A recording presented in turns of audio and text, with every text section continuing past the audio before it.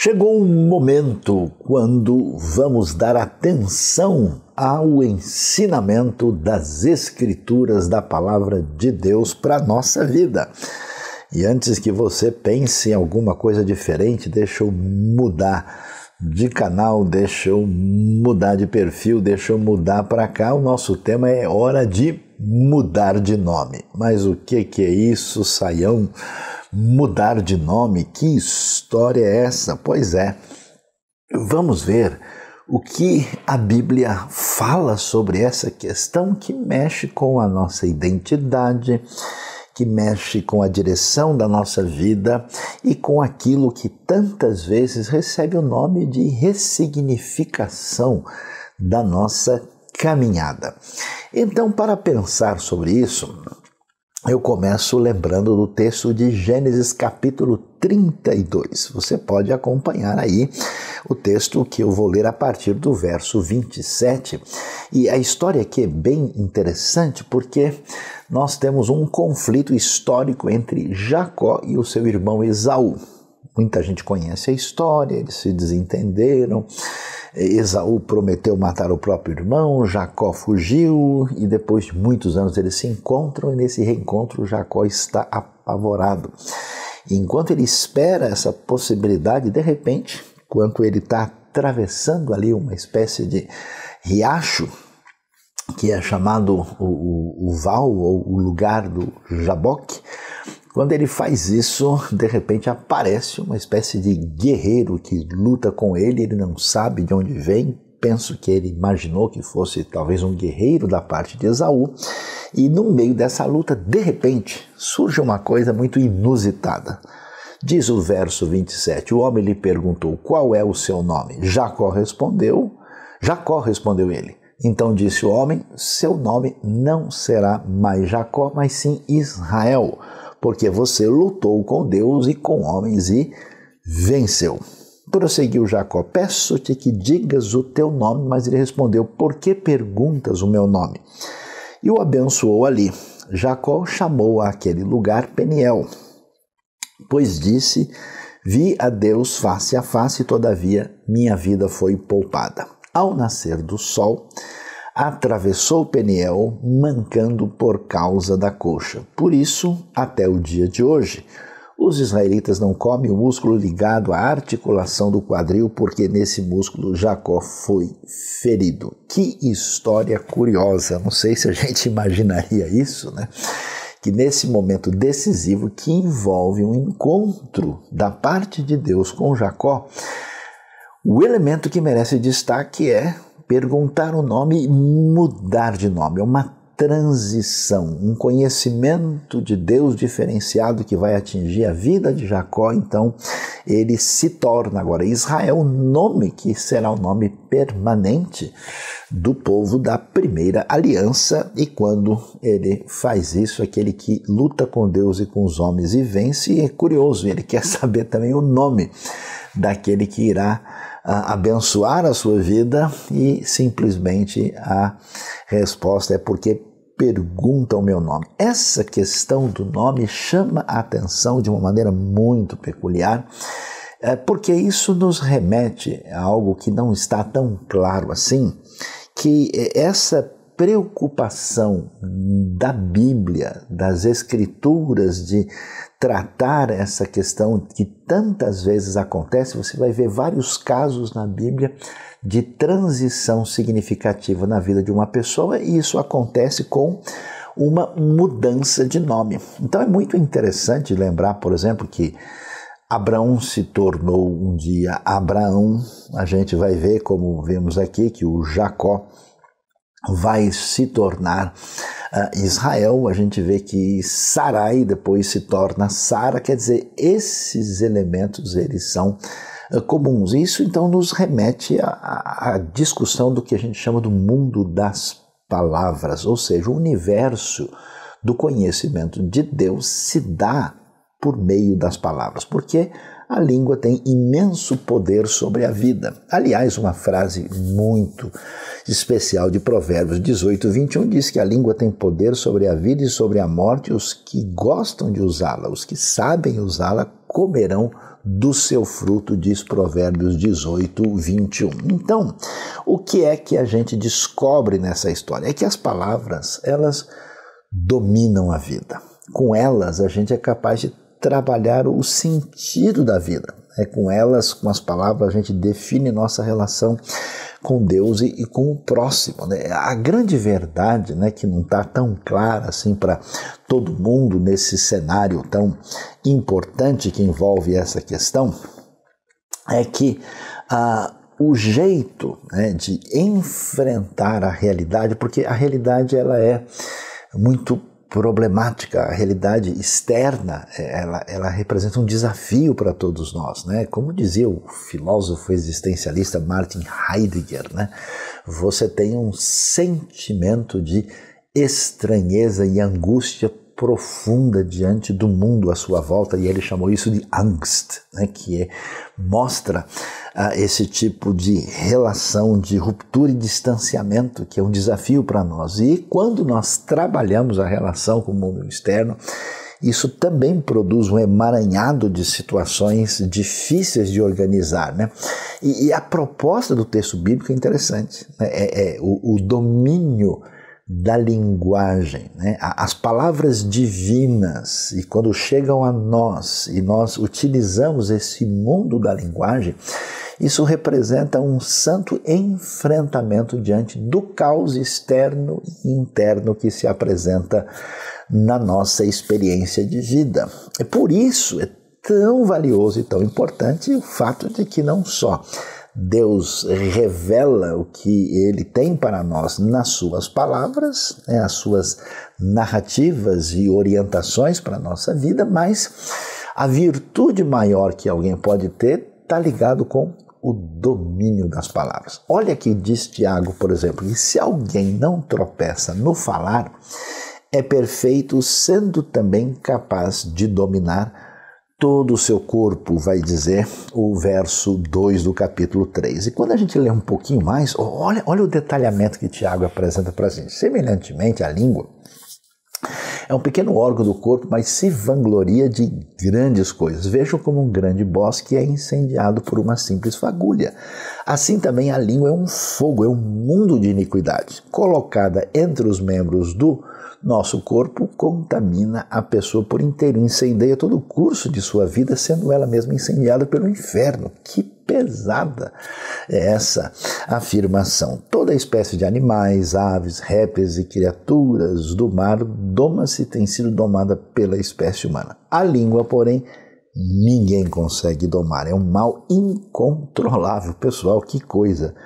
Cheio de veneno mortífero. Você já imaginou? O ser humano realmente é capaz de cada coisa na sua história, na sua capacidade de dominar até os caminhos na direção do espaço sideral, a profundidade dos oceanos, o mundo do macrocosmo e do microcosmo, mas conseguir conter a vontade de falar mal de alguém? Que dificuldade! Pois é. A dificuldade das palavras, veja, você pode pensar, Sayão, você está me dando aí conselho religioso. Pessoal, não se trata disso. A dificuldade das palavras está presente, não é uma questão simplesmente de religião, ou de igreja, ou de fé. Isso tem a ver com a nossa vida prática, na nossa vida profissional, em tudo o que a gente faz. Se alguém não sabe lidar com as palavras, sempre esse caminho terá um custo elevado na vida da pessoa, será problemático e trará prejuízo. Então, diante disso, a gente precisa dar uma pensada aqui, como é que vai a nossa caminhada com as palavras, Então, a pergunta que vai direto aí para você: quais são as palavras que alimentam a sua vida? Que tipo de palavra eu permito me alimentar? Eu conheço gente viciada em discurso ruim, gente viciada em fofoca, gente viciada em ouvir notícia ruim. Até a pessoa gosta de ouvir, sei lá, programas que falam de crimes e desastres o tempo todo, Pessoa que gosta de, inclusive, curtir arte cinematográfica com O pior discurso, assim, a pessoa sai daquilo ali até meio detonado. Hoje se fala de gente que frequenta, né, perfis de rede social e depois sai de lá com a sua saúde mental abalada, né? Que narrativas interpretam o mundo e a realidade pra gente? É tão curioso, você vê pessoas morando no mesmo bairro, um é vizinho do outro, elas estão no mesmo ambiente e cada uma tem uma maneira totalmente diferente de falar sobre a realidade à sua volta. Por quê? As palavras interpretam o mundo para aquela pessoa e acabam direcionando o seu pensamento. Então a pergunta é: do que é que eu me alimento? Por isso é tão valioso a gente prestar atenção à sabedoria milenar, assim, que atravessa as areias do deserto da Terra Prometida e vem nos dar conselhos sábios e muito valiosos. Quer ver? Olha só como a sabedoria do livro, esse livro da Chokhmah hebraica, da sabedoria de Provérbios, dá uma olhada em alguns conselhos interessantes sobre isso. O ímpio dá atenção aos lábios maus, o mentiroso dá ouvidos à língua destruidora. As palavras do tolo provocam briga, a sua conversa atrai açoites. As palavras do caluniador são como petiscos deliciosos, descem até o íntimo do homem. Quando são muitas as palavras, o pecado está presente, mas quem controla a língua é sensato. Quem muito fala trai a confidência, mas quem merece confiança guarda o segredo. Há palavras que ferem como espada, mas a língua dos sábios traz a cura. Viu só que coisa interessante? Quer dizer, na vida pessoal, na vida familiar, na vida relacional, congregacional, profissional, acadêmica, se a gente não escutar esses direcionamentos sábios de Provérbios, olha, certamente a coisa não irá muito bem. Agora, não só existe uma série de, vamos dizer, obstáculos, né, que a gente precisa aqui saber evitar, mas existe o outro lado da coisa, que as palavras bondosas são como o mel. Como palavras boas fazem bem para a vida. Eu fico impressionado, eu tenho visto tantas pessoas que me dizem: olha, na minha infância, na minha adolescência, quando eu tinha tal idade, e alguém, né, da minha família, ou dos meus amigos, ou de uma pessoa próxima disse tal coisa para mim que nunca mais saiu da minha cabeça. Às vezes coisas traumáticas, coisas negativas, palavras destruidoras, né?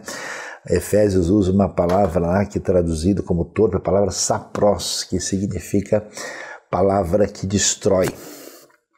E o contrário também, olha, aquela palavra salvou a minha vida. Aquele dia a pessoa me falou algo, aquilo entrou no meu coração, aquilo trouxe vida, trouxe cura. E olha lá o que Provérbios fala sobre isso. A língua dos sábios torna atraente o conhecimento, mas a boca dos tolos derrama insensatez. As palavras agradáveis são como um favo de mel. Atenção, são doces para a alma e trazem cura para os ossos. Pessoal, que coisa especial e extraordinária é falar o que se deve. E atenção, também como e quando se deve. Olha que coisa, as palavras que têm essa inspiração naquilo que vem de Deus, elas têm o poder de falar ao coração. Então, olha só Provérbios 15:1. A resposta calma desvia a fúria, mas a palavra ríspida desperta a ira. Não é só o que a gente fala, mas como a gente fala, faz toda a diferença. E a beleza de Provérbios 25:11 é qualquer coisa assim de tirar o fôlego, né? Como maçãs de ouro em salvas de prata é a palavra dita na hora certa. Que coisa impressionante! Quando a gente descobre isso, olha que elemento assim, para lá de extraordinário, a gente vai descobrir no texto bíblico, né? Quando Deus cria o homem, cria o ser humano, a gente pode imaginar, né? Olha, de fato, o ser humano, Deus cria Adão e Eva, eles são feitos à imagem e semelhança de Deus, ok? Quer dizer que o homem tem inteligência, ele tem espiritualidade, ele tem senso ético, ele tem consciência de si mesmo, mas você quer ver o que o texto apresenta para a gente? Onde é que está essa marca da imagem de Deus na capacidade de administrar a criação, nessa espécie de domínio de tudo. E como é que esse domínio se caracteriza? Vamos ver? Gênesis 2:19 dá uma dica para nós. Depois que formou da terra todos os animais do campo e todas as aves do céu, o Senhor Deus os trouxe ao homem para ver como esse lhes chamaria. E o nome que o homem desse a cada ser vivo, esse seria o seu nome. Assim o homem deu nomes a todos os rebanhos domésticos, às aves do céu e a todos os animais selvagens. Esse falar, esse dar nomes envolve essa ideia de domínio. Quer dizer que essa responsabilidade tem a ver com essa maestria da linguagem, que tem a ver com essa imagem de Deus, que inclusive tem o que a gente pode chamar de poder criativo. O poder criativo das palavras que faz toda a diferença. E é interessante, né, que a Bíblia fala que a criação se dá pelo exercer da palavra divina. A nova criação, de acordo com 2 Coríntios 4, também vai ser semelhante à criação quando Deus fala. E nesse sentido, essa linguagem, né, inspirada no divino, ela representa esse elemento criativo capaz de construir a vida, inclusive na direção da eternidade. Pessoal, que coisa impressionante é isso. Por isso o Deus da Bíblia, adivinha, é o Deus da palavra. Olha só Hebreus 11:3 dizendo: pela fé entendemos que o universo foi formado pela palavra de Deus, de modo que aquilo que se vê não foi feito do que é visível. Mateus 4:4, quando Jesus confronta a tentação diabólica, ele diz: está escrito, nem só de pão viverá o homem, mas de toda a palavra que sai da boca de Deus. Por isso, a palavra de Deus, por definição, é uma palavra que tem poder. E o texto, então, vai nos dizer: e chegada a tarde, trouxeram-lhe muitos endemoniados, e ele, com a sua palavra, expulsou deles os espíritos e curou todos os que estavam enfermos. E talvez um dos textos mais extraordinários que nós temos aí para falar sobre isso, olha que força o texto tem: o céu e a terra passarão, mas as minhas palavras não hão de passar.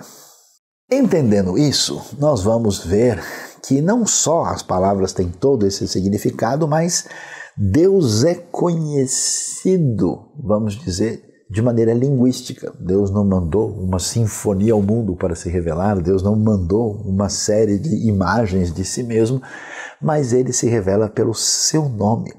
O propósito da Bíblia é revelar Deus a nós. Os nomes de Deus têm essa finalidade de revelar o seu caráter, os atributos, e cada nome nos mostra como é que Deus deseja ser conhecido. Eles nos revelam quem Deus é, como é que ele age em relação aos seres humanos. Por isso Deus aparece com vários nomes na Bíblia.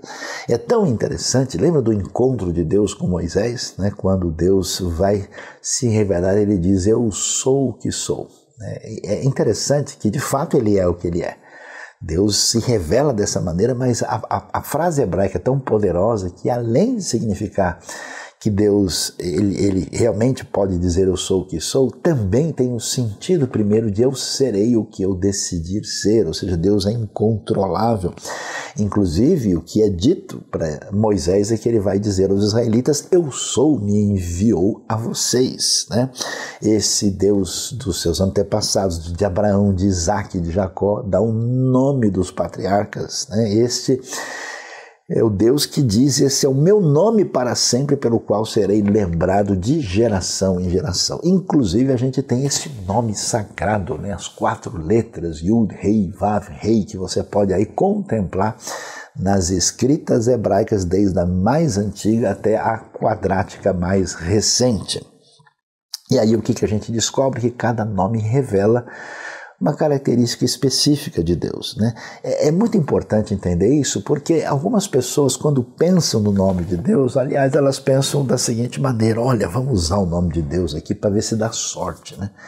como se ele fosse um amuleto, como se fosse um abre-te sésamo, né? Mas o nome não é uma fórmula mágica que vai funcionar de maneira pragmática. A gente não é uma vara de condão que faz o que você quer que aconteça, né? Isso tem levado pessoas até numa pegada assim de magia, de ficar pronunciando um nome divino para ver se libera alguma energia espiritual poderosa. Não é o caso, de jeito nenhum. Não existe o uso mágico nem de Deus, nem de Jesus. Isso não faz sentido. Nada pode ser mais equivocado. O nome divino tem valor por causa do próprio Deus, né? É interessante que em Atos 19 surge um pessoal lá, filhos de um homem chamado Seva, e eles tentaram usar o nome de Jesus magicamente com um indivíduo possesso de um espírito mau e acabaram levando uma surra daquele homem, de modo que isso não funcionou de jeito nenhum. Então, se a gente entende tudo que está envolvido aqui, nessa questão da importância da linguagem, na sabedoria do uso das palavras, como é que Deus cria o mundo falando, como é que a gente entende o que está envolvido com a apresentação do fato que Deus é conhecido por meio do seu nome e dos seus nomes. E aí veja só, o caminho da aproximação de Deus, o caminho que a gente pode chamar, o caminho da salvação, é curioso. A Bíblia não nos revela que esse caminho é feito por uma série de rituais.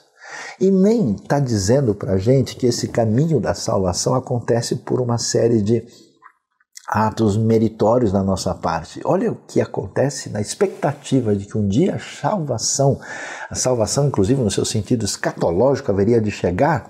Joel 2,32, depois de falar dos grandes efeitos da intervenção divina na história, no seu caminho apoteótico, ele diz: e todo aquele que invocar o nome do Senhor será salvo. Aquele que chamar o nome, aquele que pedir a ação divina na sua vida através dessa invocação, pois conforme prometeu o Senhor no Monte Sião e em Jerusalém, haverá livramento para os sobreviventes, para aqueles a quem o Senhor chamar.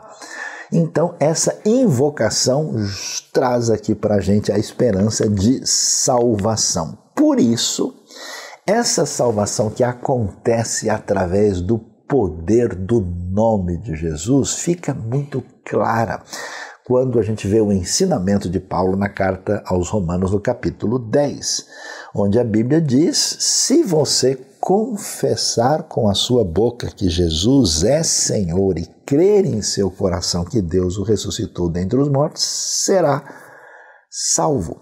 Pois com o coração se crê para a justiça e com a boca se confessa para a salvação. Está vendo só que coisa interessante? Então essa salvação não é uma coisa tipo, eu tenho as ideias bíblicas de Deus na cabeça. Não, no fundo, no coração eu sinto assim, acredito desse jeito. Não, é necessário confessar com a boca. Confessar para a salvação. Quer dizer, há alguma coisa diferenciada nesse pronunciar do nome. Aliás, né, tem tantos hinos da história que falam sobre essa coisa tão especial, né? Um hino que marcou a história da cristandade é Saudai o nome de Jesus, né?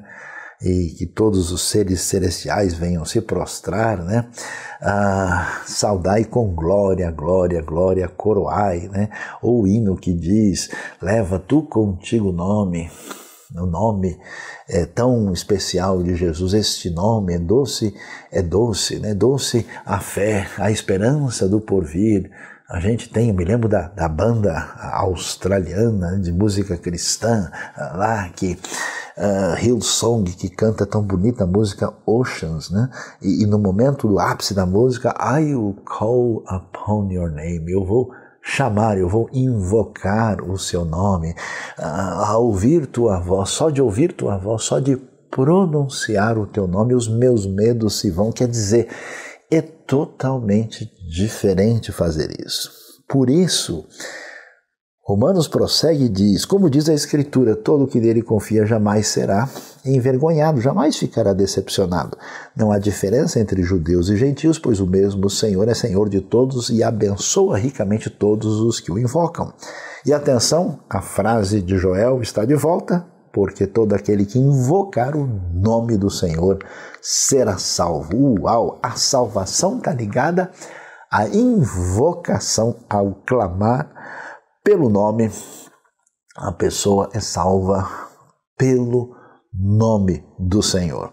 Aliás, a própria tradição judaica, respeitosamente, quando vai falar de Deus, o chama de Hashem, o nome. E é interessante que a mesma coisa que Atos 3 vai apresentar, quando vai dizer exatamente o nome curou aquele que estava enfermo. Essa coisa tão valiosa que quando a gente vai entendendo essa teologia bíblica do nome da palavra, a gente desemboca na missão, que a missão é a proclamação dessa salvação. E o texto mais emblemático que fala sobre isso, como é que ele vem? A grande comissão de Mateus 28, 19 e 20 diz o quê? Portanto, vão e façam discípulos de todas as nações. Atenção! Batizando-os em nome. Aliás, é interessante, nome no singular. E depois do Pai, do Filho e do Espírito Santo. Esse elemento trinitariano tão nítido, um nome no singular, as três pessoas que fazem referência à divindade, ensinando-os a obedecer tudo o que eu lhes ordenei. Ensinar com palavras, Cristo ordenou com palavras, eu estarei sempre com vocês até o fim dos tempos. Missão envolve proclamação. Quando essa proclamação acontece na prática, quando a comunidade da fé primitiva, a igreja original, a comunidade dos seguidores de Jesus, quando ela caminha para a missão, o que acontece? A gente vê lá em Atos 13, na primeira viagem missionária, diz o texto que na igreja de Antioquia havia profetas e mestres. Atenção, em vez de fazer uma declaração genérica, ela faz questão de dizer os nomes das pessoas da igreja primitiva. Barnabé, Simeão, chamado Níger, Lúcio de Cirene, Manaém, que fora criado com Herodes, o tetrarca, e Saulo.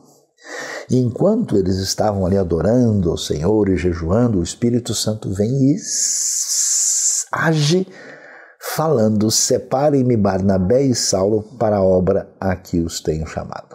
E aí o texto continua falando como aconteceu lá na frente. Atenção.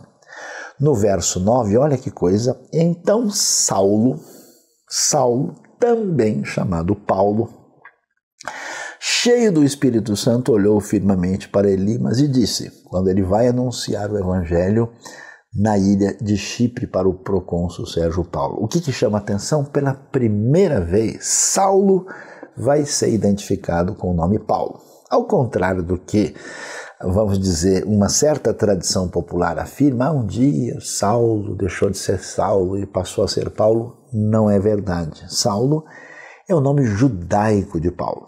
Ele é da tribo de Benjamim, então o seu nome hebraico é Shaul, e colocando isso numa linguagem greco-romana, é Saulo, e como ele é cidadão romano, o nome dele é Paulo. E por que aqui nós temos essa referência da apresentação da transição funcional do nome do grande apóstolo? É porque agora vai ficar concentrada a sua missão aos gentios. Portanto, daqui para frente, voltado para o mundo romano, até porque Lucas tem uma apologética para dizer, olha, Roma, não tema o evangelho. O que nós estamos fazendo é para o benefício desse império romano. E nesse sentido, a gente vê uma referência de um novo nome que faz aí um contraponto, mostrando que Saulo agora é chamado de Paulo por causa da importância dessa identificação concreta com a questão que envolve o nome da pessoa. Mas, pessoal, vamos lá.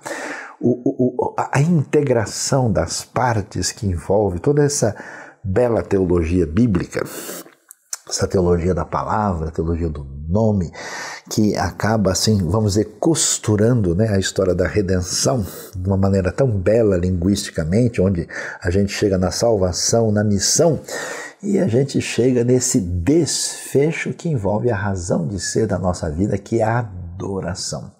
Adoração que envolve o devido reconhecimento do nome. Por isso que o louvor, né, a apresentação da nossa vida e das nossas vozes, você pega o Apocalipse e você vê aqueles cânticos extraordinários da grande celebração da vitória final do reino de Deus. Então, quando Filipenses mostra uma fotografia disso, olha como é que ele faz. Seja a atitude de vocês a mesma de Cristo Jesus, que embora sendo Deus, não considerou que o ser igual a Deus era algo a que devia apegar-se, mas esvaziou-se a si mesmo, vindo a ser servo, tornando-se semelhante aos homens. E sendo encontrado em forma humana, humilhou-se a si mesmo e foi obediente até a morte, e morte de cruz. Quer dizer, essa coisa do evangelho tão contraintuitiva, você nunca imaginaria, né, que o Deus Todo-Poderoso, Senhor do Universo, vai trazer a grande obra de libertação, salvação, a solução humana, exatamente se apresentando entre nós de uma maneira aparentemente mais distante da divindade e se colocando no nível mais, podemos dizer, humilde, de humilhação dentro da realidade humana, identificando-se plenamente conosco. E até a ser cruelmente assassinado pela força do poderoso e terrível Império Romano. E aí, por isso, Deus o exaltou à mais alta posição. E atenção, como é que a gente comemora isso? Atenção, atenção. E lhe deu o nome que está acima de todo nome. Que coisa! Para que ao nome de Jesus se dobre todo o joelho, no céu, na terra, debaixo da terra, e toda língua, atenção, confesse, fale palavras que se dirigem ao nome que Jesus Cristo é o Senhor, para a glória de Deus Pai. Está vendo como toda essa costura da encarnação com a plena redenção e a salvação, ela aparece aqui com nome e confissão que envolve essa totalidade, essa grandiosidade que tem a ver com essa ação divina em nosso favor. Que beleza extraordinária. Por isso que a palavra divina, ela traz não só confissão, ela traz poesia, ela traz uma espécie de nova criação de palavras que transforma o mundo à nossa volta. E esse elemento das palavras divinas não são só uma grande elaboração teológica, assim, admirável, sublime, inefável, indescritível. Isso é vida, pessoal. Isso cura, isso traz transformação, isso passa por cima da chaga no coração, isso acaba com a ferida, isso traz um caminho tão impressionante. E eu fico às vezes preocupado. Eu conheço pessoas que na sua vida de fé e religiosa são pessoas primitivas, estão sempre fazendo alguma coisa na comunidade, na igreja, assim, mas parece que nunca param para saborear as palavras. Tem outras pessoas que são assim, talvez um pouco mais místicas e querem entrar no momento para ter ali uma coisa, vamos dizer, bastante impactante, né? Tem pessoas que, ao contrário, gostam de estar lá porque gostam de estar no meio das pessoas, né? Gostam de estar num monte de gente, mas a pergunta que a gente precisa fazer é: como é que as poderosas e terapêuticas palavras divinas têm feito qualquer tipo de real efeito na minha vida, no meu coração? Porque é interessante que Deus resolve nos curar e trazer vida com as suas palavras. Quer ver que coisa? Eu me lembro, primeira vez que eu comecei a ler a carta de Paulo aos Coríntios, eu falei, tem qualquer coisa errada com esse livro aqui. Porque eu comecei a ver o comportamento dos coríntios, até eu falei, caramba, eu estou bem na fita, porque não é possível que esse pessoal seja desse jeito. E quando eu vejo tudo que Paulo descreve da briga interna que havia entre eles, do comportamento imoral que eles tinham, com aquela infantilidade na hora de lidar com os dons, nossa, é só problema um atrás do outro. Mas quando Paulo vai falar com essa gente, o que ele diz? Ele chama o pessoal de santificados, de santos, de amados, que eles são filhos, eles são salvos. Ele faz isso com as outras igrejas que precisavam de exortação também. Então você percebe que coisa impressionante? Nós nos tornamos o que não somos pela fé na palavra divina. É lógico que você não é santo de jeito nenhum. É lógico que eu não sou. É claro que a gente não se parece com nada daquilo que Deus nos chama, né?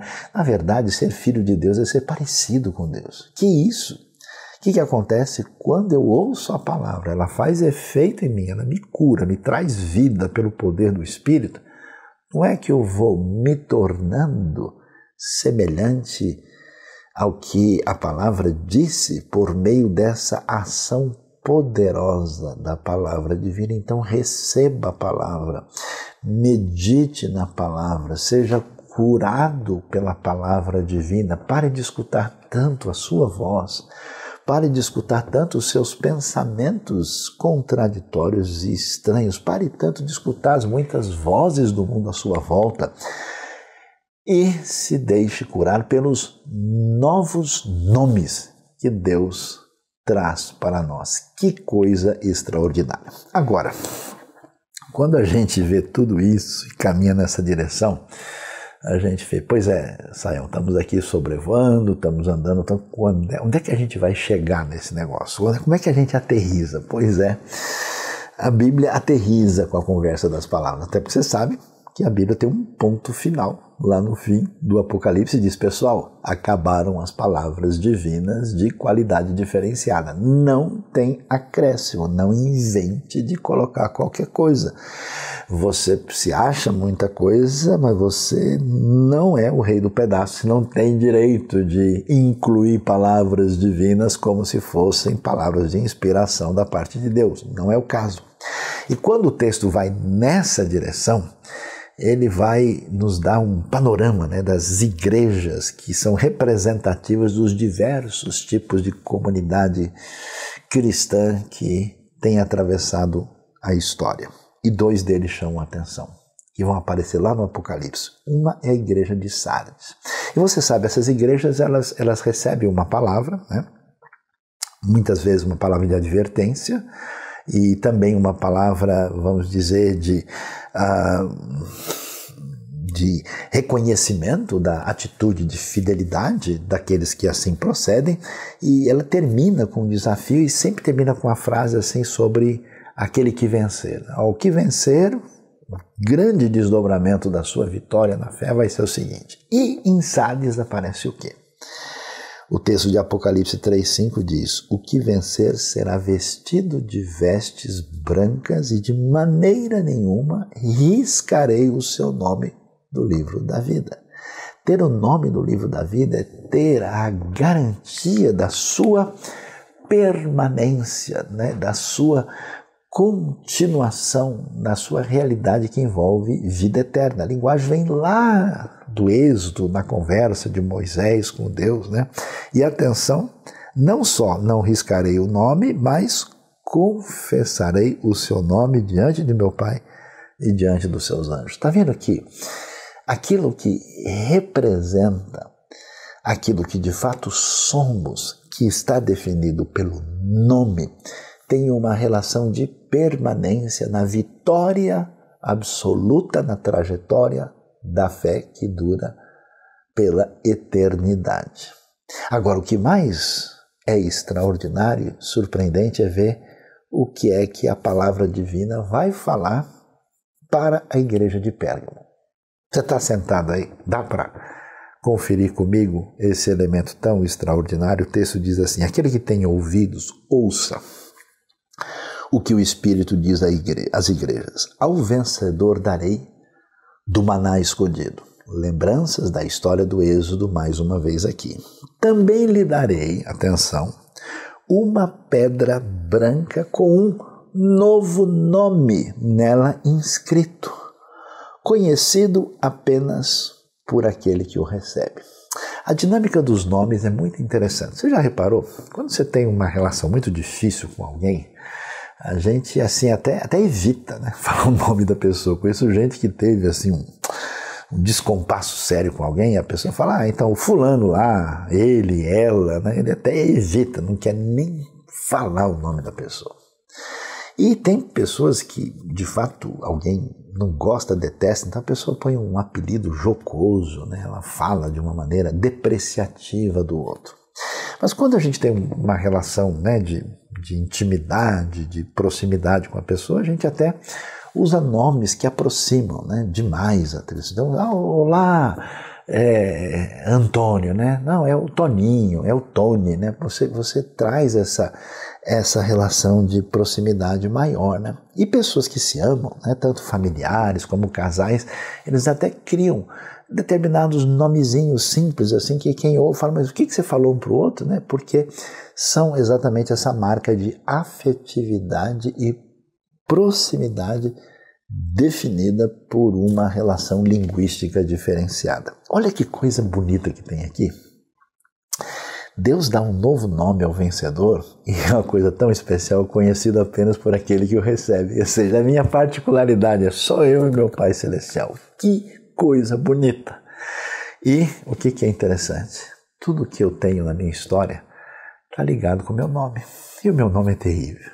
Meu nome é terrível porque lá estão os meus erros, os meus pecados, as minhas ofensas a Deus, os meus descompassos comigo mesmo, com as pessoas da minha volta.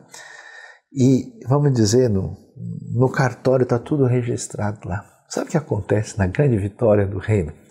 Por causa do nome de Jesus, por causa dessa transformação, de maneira análoga, aquilo que aconteceu com Jacó, que se tornou Israel, com Abrão, que se tornou Abraão, pois é agora, de uma maneira sublime, extraordinária e para sempre, é a nossa vez, na redenção final, depois de que tudo que a palavra divina pelo Espírito fez e que o nome fez, eu recebo um novo nome, um nome marcado pela plena redenção, salvação e santificação final. E aí, qual será o seu nome? Qual será o meu nome? Eu não sei, mas eu não vejo a hora de um dia chegar lá e saber que a redenção final aconteceu com um novo nome, particular, pessoal, recebido diretamente de Deus. Deus abençoe a sua vida, abençoe o seu coração e abençoe a sua gratidão e a sua confissão feita diante do Senhor.